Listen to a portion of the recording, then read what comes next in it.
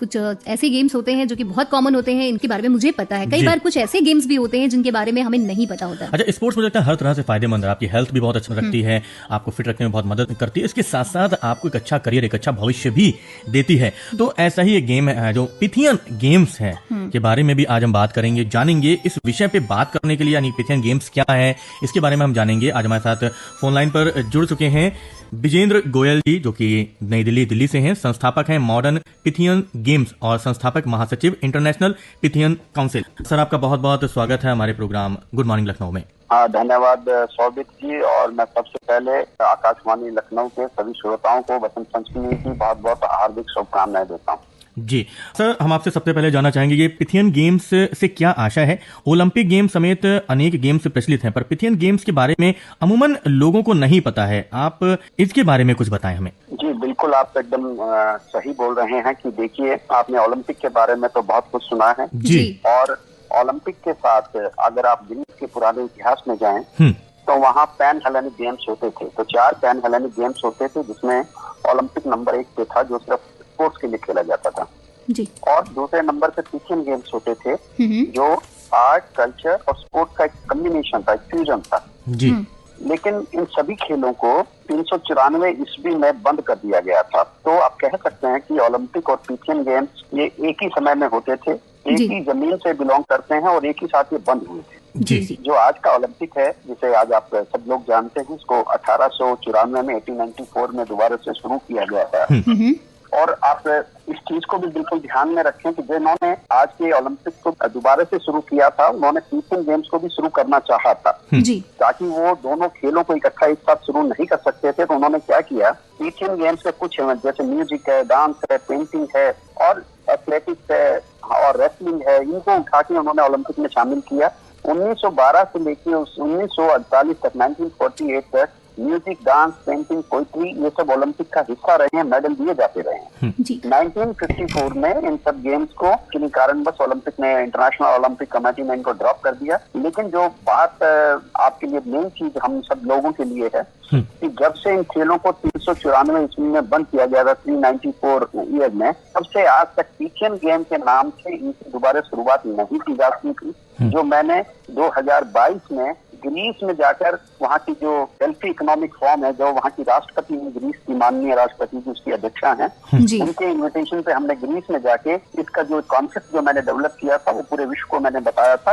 और इस तरह से अभी हाल ही में दिल्ली में पिथियन गेम्स के फेस्टिवल में 22 कंट्रीज ने पार्टिसिपेट किया और इन खेलों को जो माननीय केंद्रीय मंत्री है मीनाक्षी लेखी जी, उन्होंने इसको दोबारा से रिवाइवल, इसका अनाउंसमेंट किया। जी सर, हमने पिथियन गेम्स की बात की, अगर मॉडर्न पिथियन गेम्स की बात करें तो ये क्या है और ये पुराने पिथियन गेम्स से कैसे अलग है? आपको इनकी शुरुआत की जरूरत क्यों पड़ी, इसके बारे में बताइए। देखिए, इसमें रोली जी की जो भी कभी कोई आपत्ता आती है तो एक नई चीज को जन्म देके जाती है जी। तो 2020 में जब हम लोग कोविड के संकट से गुजर रहे थे, तो उस समय हमारे आर्टिस्ट, जो हमारे कलाकार लोग थे, भूखे मर रहे थे और उनके लिए सर्वाइवल का कोई मौका नहीं था, कोई चारा नजर नहीं आ रहा था। तो उस समय हमने कुछ सोचा कि क्यों ना कुछ ऐसी चीज डेवलप की जाए जिससे हमारे आर्टिस्टों को बड़े लंबे समय तक इसका फायदा मिले और उनकी एक परमानेंट इनकम का एक स्रोत जो जारी हो, उसको उनको बराबर काम मिल सके, उनको एक प्लेटफॉर्म मिल सके। तो मेरे दिमाग में एक ऑनलाइन और ऑफलाइन प्लेटफॉर्म का एक कॉन्सेप्ट मेरे दिमाग में आया, लेकिन उस कॉन्सेप्ट को इम्प्लीमेंट करने के लिए मुझे कहानी की जरूरत थी, ताकि मैं उसको एक विश्व में एक प्यार के संदेश के तौर पे, ताकि हम हर देश के आर्टिस्ट को जोड़ सकें, हर देशों को जोड़ के एक क्रांति का मैसेज पूरे विश्व में दे सकें। तो मैंने उस पर काम करना शुरू किया। तो मुझे पैन हेलेनिक गेम्स के बारे में, ओलंपिक का मुझे मालूम नहीं था, तो हमने पिथियन गेम्स का देखा और उससे हमने इंस्पायरेशन लेके हमने पिथियन, जो आज मॉडर्न पिथियन गेम को 8 कैटेगरीज में इसको डिवाइड किया है। तो इसकी जो 8 कैटेगरीज हैं उसमें म्यूजिक एक अलग से है, परफॉर्मिंग आर्ट अलग से है, विजुअल आर्ट अलग से है, सोशल आर्ट है, लैंग्वेज आर्ट है, हम पोइट्री को कवर करते हैं, हमारे आर्किटेक्चर, इकोलॉजी है, फिर हमने डिजिटल आर्ट्स को भी इसमें स्पेस दिया है। और इन गेम्स को सपोर्टिंग बेस देने के लिए मैंने ट्रेडिशनल गेम्स, अगर आप देखें आज हम भारतवर्ष में अपने जितने ट्रेडिशनल गेम्स है खेलो इंडिया में प्रमोट करते हैं, लेकिन इन खेलों को विश्व स्तर पे कोई दिखाने के लिए कहाँ इनको हम शोकेस कर सके, ऐसा कोई भी प्लेटफॉर्म नहीं है।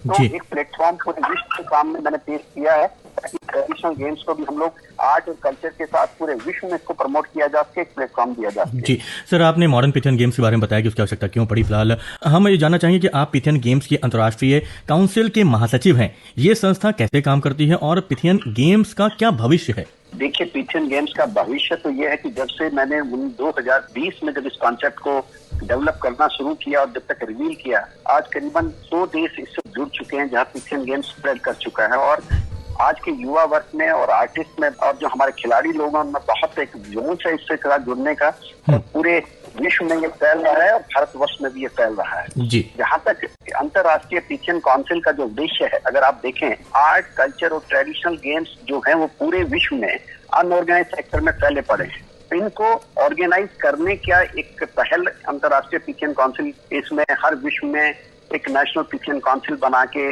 इन खेलों की अलग अलग से संस्थाएं नेशनल और अंतर्राष्ट्रीय स्तर पर बना के इन खेलों को एक ऑर्गेनाइज तरीके से लाके कोशिश एक प्रयास करेगी ताकि सबको ऑर्गेनाइज करके एक सिंगल प्लेटफॉर्म बनाया जा सके, ऑनलाइन और ऑफलाइन, ताकि उसका सीधा फायदा आर्टिस्ट को और प्लेयर्स को मिल सके।